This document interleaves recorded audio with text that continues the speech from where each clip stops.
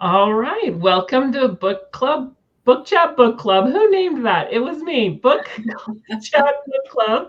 And tonight I am chatting with Kathi Oram Peterson, a romantic suspense and YA author. And I'm really excited to get to know her better tonight.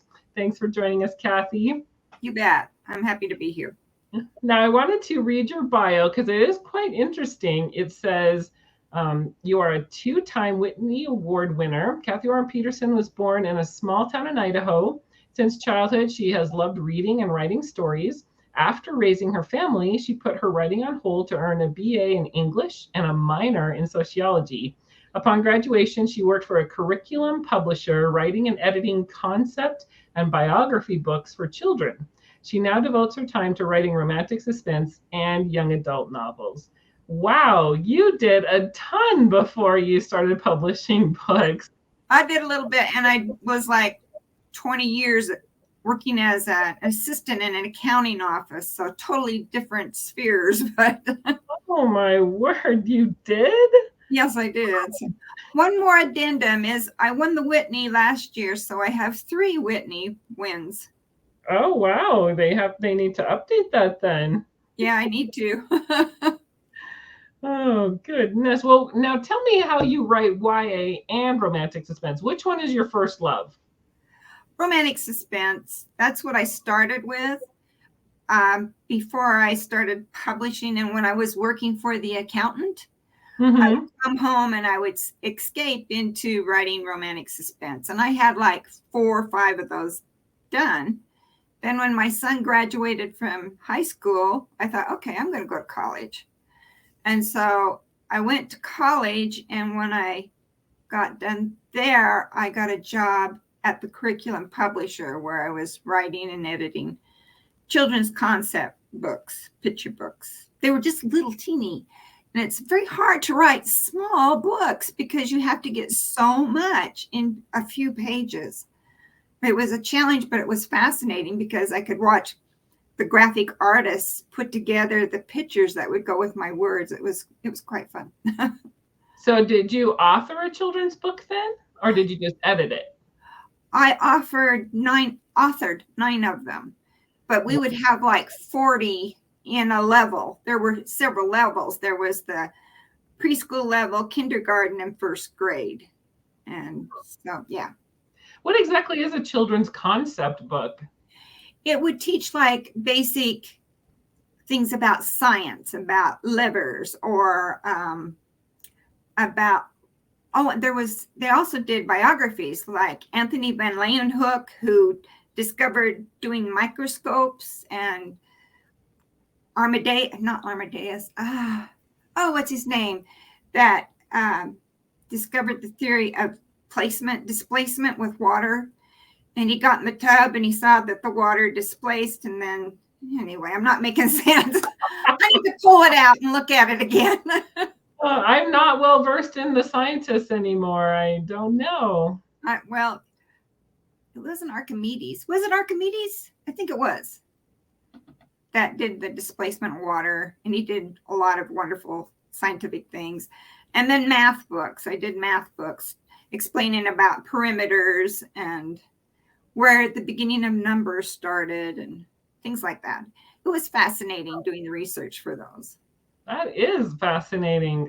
Wow. So really, you were kind of a children's book author before you were romantic suspense author. But remember, I wrote the romantic suspense before I did the children books. You're just kind of an author of all trades. You'll just do all the genres. Yeah, well, I don't know about that, but I dabble here and there. So what was your first book that you had published? That was The Forgotten Warrior. That was the YA time travel. Oh, okay. Time travel. And then your first romantic suspense. River Whispers. Yeah, Yeah. I really enjoyed that one. Oh, thank you. Tell me where you got the idea for Danger Unknown. Danger Unknown. Well, Political intrigue, romance. I mean, it's got a little bit of a everything. little bit of everything, yes. Well, I really liked the idea of showing how therapy with horses can help with PTSD. And plus, I also my first line came to me for this book was, "He's found me." And so I thought, okay, now I know that she's going to be on the run with her daughter. I wanted the little girl in there. And plus, I could just envision this little girl, after being in an accident, having to go find help, and she couldn't talk because she had experienced trauma that she couldn't talk. And so I could see this old retired military man getting up in the morning, getting ready, and here's a knock on the door, and he lives out in the middle of nowhere. He opens the door, and there's a little girl. I mean, can you imagine the shock? And then she can't talk. So anyway, it just kind of snowballed and went from there. Oh, and that was such a riveting scene. It really was. Oh. Emily McKibben said she loved The Forgotten Warrior too, FYI. Oh, thank you. Now tell me more about equine. Is it equine therapy? Yes, where they use horses to help people. Well, and they use horses for many things. As I did my research, they also use taking care of horses to help criminals, to help juveniles that have problems. You've heard of them joining these camps that take them out in the wilderness. Well, some of them go and stay at ranches where they take care of horses. There's something about being around a horse and having to take care of them, and they're so big and they are so scary. Wow. But to have you build a bond with them, and I've always found that fascinating. So, and my sister she taught me a lot about that, because before she had her brain trauma, she took me on adventures like you wouldn't believe. We went on cattle drives and, for research for my books. But then she had this accident with her horse and caused brain trauma, and she can't sit on a horse now. But she has a horse that's her pet, and it follows her around, and it's just her therapy to be with this horse. So I thought I could tie that in with this poor little Izzy B trying to to come back. Yeah. Well, are you afraid of horses? Are you a horse lover? I have great respect for horses. I can handle them, but I know I give them great respect because they are so much bigger than we are. And, definitely. Yeah. Well, I love that part. And you kind of get to know the horses as another character in the book. And I thought you wrote them so well. I thought it was interesting. You said your favorite scene was when Izzy B bonds with that horse. It was definitely one of my favorite scenes too. You did it so beautifully. well, did you have to rework that scene very much, or did it just flow? Oh, I reworked that scene a lot. I wanted it to be, just so. And I didn't want it to be over dramatic, but I also, it had to be real from the mother's perspective. I mean, imagine you're a little girl and there's this big horse.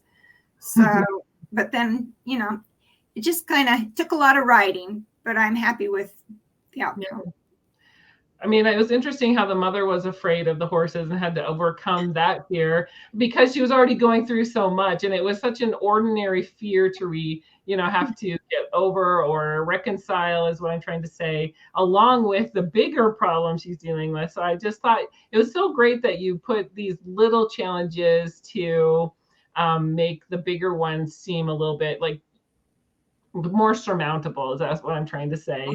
It's more relatable, I thought, for the character, because we're all trying to overcome these little challenges on our way to getting over the bigger one. This is true. It's so true. Yes. Well, I'm glad you like that.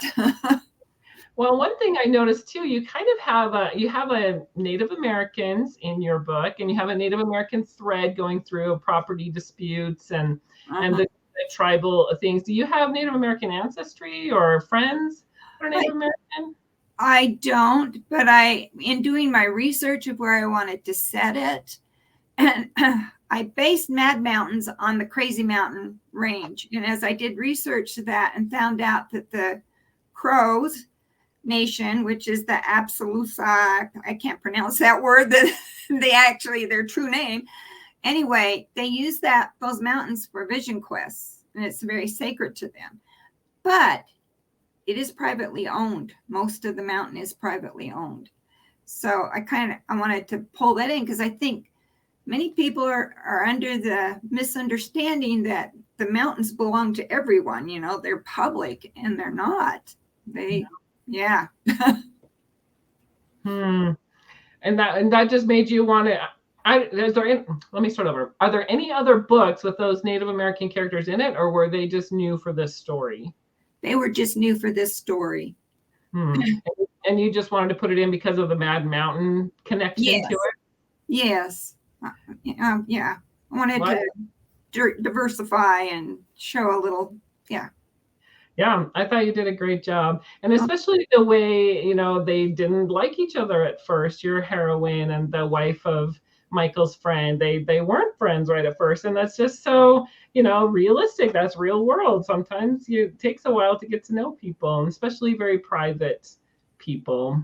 But I thought you really portrayed them well and a lot of depth. I appreciate that. Now, you told me in your previous written interview that we did for Meridian Magazine that you aren't doing any more books in this series, but there were so many great characters that you could have done a book on. Is that a definite no? Well, I haven't been approached about it before, but I would like to do a little more with Cap and Little Bear Paw. And yeah, I don't know. I'd have to ask my editor. I do what she tells me to do. Yeah, even a prequel about how, Cap and Michael were in the field, or that's a good idea. I'm going to write that down. Prequel. Do a couple of prequel chapters for your newsletter subscribers, and that would be so fun to have. And you don't have to ask your editor. I guess that's true. Yeah, I would love that because they have such a close bond, and you kind of get little flashes of what their past was like. So it'd be fun and even how Cap met Little Bear Paw and a little bit of their romance. I mean, you could go 100. That would be fun. Thank you. I'm going to write that down too. Hey, I'm here to help. It's just everything I want to read, Kathy. Can you just get on that? Okay.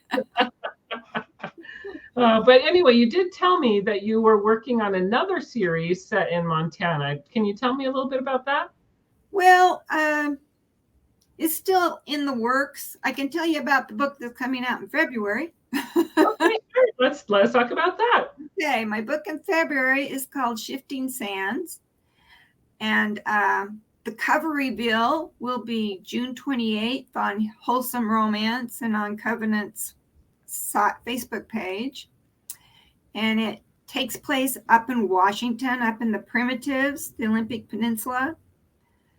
And I was just really excited about this story. It just kind of hit me because I found a picture of this guy during World War II, and it said Sand Pounder beneath it. And I thought, ooh, that would be a great hero. But how in the world could I miss it with contemporary, So I started thinking and came up, I hope, with a good story. Of course, it's going to have a ghost, so not giving too much away.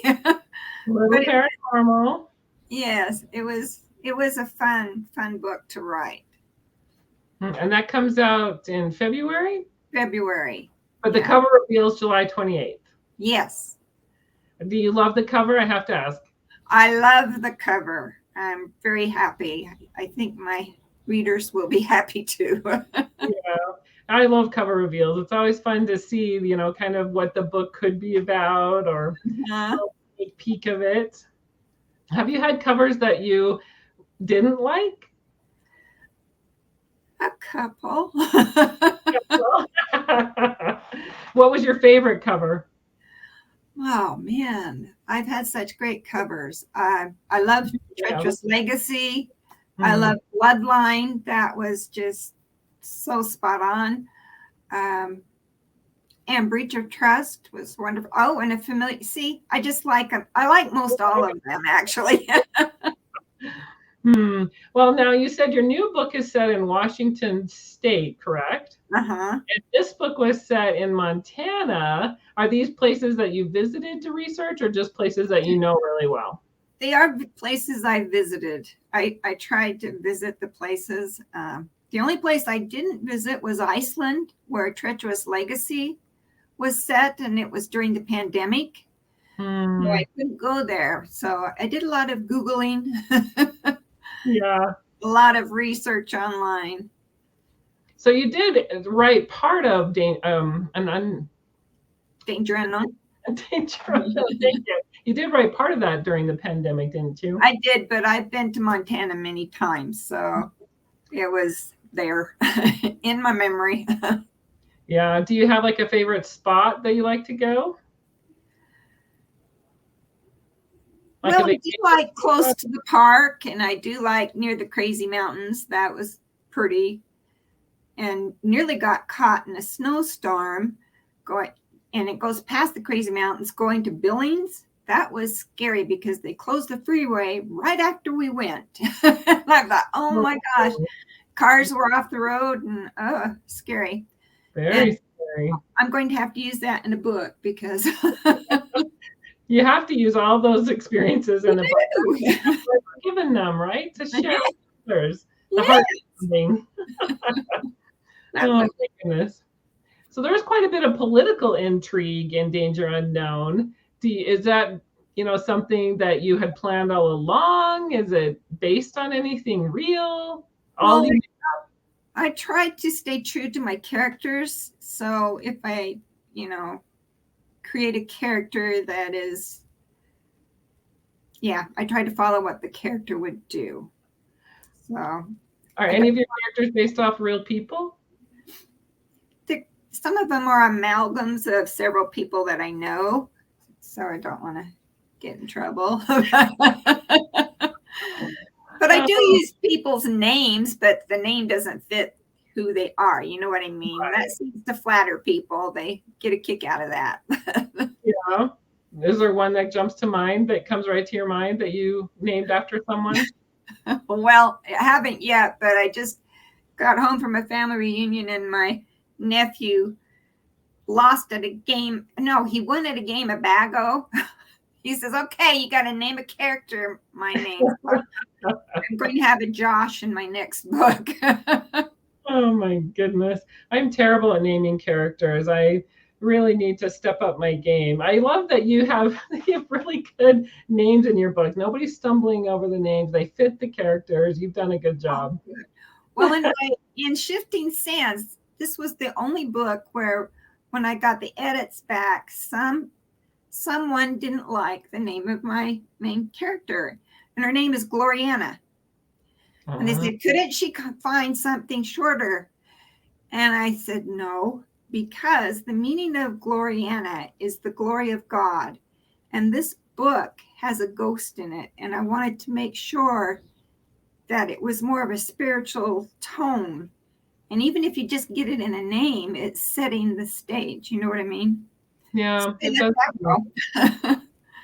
it does have meaning. Do you Yeah. read your reviews? I have to ask, or like emails that you get or reviews, those kinds of things. I usually try to avoid them, but then I read a review on Danger Unknown, and I had a hard time because they Oh, mentioned that the Crow are Plains Indians, and I thought I did the research on that, and I know they use the Crazy Mountains as their vision quest, but I never argue with the reviewer. This is their opinion, and that's fine. But boy, I'm making sure that I put a lot of qualifiers. Fiction plays. It may be a state but it's a fictional town. And Yeah. So if you read a bad review, does it hurt your writing? Like, are you able to get over it quickly, or is it something you dwell on? well, I do. It takes a while. It stings. And if it's honest criticism, I'll think about it and try to do better. But if Hmm. it's like that one, that just is annoying. Yeah, that can be hard. But do you read your good reviews too? And I do. And I have had some great reviewers on Amazon. I'm looking to start up a street team for Shifting Sands, and I need some bloggers and I need some bookstammers, and hopefully they'll do reviews. And I try to do, video memes on Facebook and use a portion of their review. And I think they like that. So if anyone wants to do that, let me know. Come join me on Facebook and I will hook you up. So where do you get your ideas for books? Like always going through your head, or does something catch your eye in the newspaper? Where do you get your ideas? They come from different sources, like Treacherous Legacy. My cousin emailed me and she says, we just got back from Iceland. You have to set a book there. It's just beautiful and it would make a great suspense. So I thought, okay. So I wanted to write one that had to do with World War II. And I thought, I wonder what happened to the Jews that were in Iceland and in that area during World War II, because you don't hear a lot about it. Well, I found a gold mine in that and stories that had taken place there. And yeah, so it just kind of unfolds like that. For a familiar fear, I had to go up to visit my cousin who has a place on Lopez Island off the Olympic Peninsula. So yeah, I, was looking at islands and things and was able to use that. For Bloodline, my daughter and I went on a tour of London, Paris, and Edinburgh. And so I used all three of those places, and it spurred the story to come out. So yeah, sounds like you do a lot of research. I try very hard. Yeah. So tell me, have you had one like research fact that was super weird? What's the weirdest research fact you've come across? Weird. Or unusual, something that caught your eye or attention? Oh, well, like in Bloodline, Robert the Bruce, he was a Scottish warrior. You probably saw Braveheart. And I did not know that they buried his heart separately. I didn't know they did that. And they carried his heart back. And I don't know if it's really there, but I was able to stand by the grave where Robert the Bruce's heart is buried. I thought that was very interesting. That is interesting. I think I'm related to him in my ancestry line. My mother was a Campbell. So Scottish Campbells. Uh-huh. Are you related to?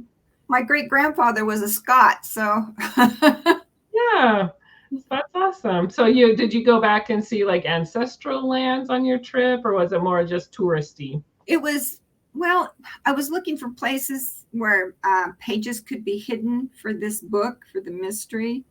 So we scoped out many places, which was fun. The thing is with that book is the main character is named Sky. And that just came to me as I was writing the book. Well, as I got towards the end, I thought, well, where are they going to go to hide? And I was doing the research, and the island of Skye. Well, yeah, no duh. So it was like it all came together. That's where they're going. Well, that makes me wonder, are you more of a plotter then? Because you would have to kind of plot some of it out with the mystery, to leave the clues. Or are you more of a pantser or a little bit of both? I'm a mix, but I must say, I find it very daunting to try and outline the whole book. I like to know certain things, but I also want to be open to my characters. In Breach of Trust, when she goes to she's in this house where the admiral was, or the general, he had just killed himself, and she was fleeing to go out the back. And one of the villains in the book that you don't know at the time had just arrived, and she was going to save them, okay? And she looks back and she sees her, and this just came to me as I was writing it. She picks up his suicide note and puts it in her pocket.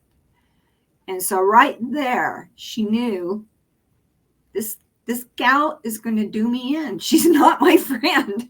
And Mm. I never could have plotted that out in an outline. So I like for moments like that to happen as I'm writing. So what's your writing process then? Well, usually I look for something that catches my eye, piques my interest. I start doing research on that, like the sand pounders in World War II. And then I start thinking of what the characters would be. And I try to get my characters well in mind. And then the plot kind of just follows. If I kind of know how the end is going to be. And I like to have in the middle section a mirror moment, because they're working from the beginning of the book to this moment where they see, I have to do this. I have to head this and go. And then it's action. It's not thought. I don't know if that makes sense to you, but if I know those central points, I can usually fill in the blanks. So do you write the ending first, or do you really just go pretty sequentially? I'm pretty linear in my writing. Yeah. What about in your reading? Do you ever read the ending of a book first? Oh, it depends on the book. If it's a mystery, like you have to know who the murderer is, do you do that? If I get into a book and there's a character I can't stand and I want to make sure he doesn't win the day, then I will. Oh. I read one book where it was a big author, and I don't want to say who it was, but I was reading the story, and it came to the part where the heroine was going to meet the hero, and she'd gone to his house. They were going to patch things up, and she's told he's in the barn. She goes to the barn, and he'd hung himself. I threw that book across the room. I thought, no, I'm not picking this up again. I wish I would have read the ending of that, but I was so mad. I thought, I'm never doing that to my readers. Never. And I'm more of a happy ending type of girl. I like the escape fiction, the romance with the happy ending. That's me. Yeah, me too. Whether it's suspense or historical or whatever, I just need the nice happy ending. Well, it might be a struggle to get there, and some people may not make it, but your two love interests, yeah, they got it. Yeah, the world's already hard enough. Let's have some happiness in our book. Truly is. So what book are you reading right now? What's on your nightstand? I am reading Esther Hatch's A Proper Scoundrel right now. She won the Whitney, and it is adorable. I have enjoyed it. That was a good one. Yeah. I love historical. Are you looking forward to a certain book coming out in the next little bit? Anything coming up that you're definitely going to auto buy? Oh. I have had my nose to the grindstone too much. I need to look up more, don't I? They're working on your new book? I am. When do you think the new book would come out? So you have one in February. Is the new one you're working on right now like a fall release? I think it would be a 2024 release. Oh, okay. So to wait a bit for that one. That's why you have to do the extra chapters and the epilogues for your fans. I see. Emily said she loves when authors offer prequel and epilogue chapters to newsletter subscribers. And Mara, can't wait to see your cover. Treacherous Legacy was so good, and Danger Unknown was so suspenseful, and she would love to be a blogger for you. Oh, great. Well, DM me or send me a message on Facebook, and I'll get back with you. Mara is the best. All right. Well, is there anything else you want to tell me?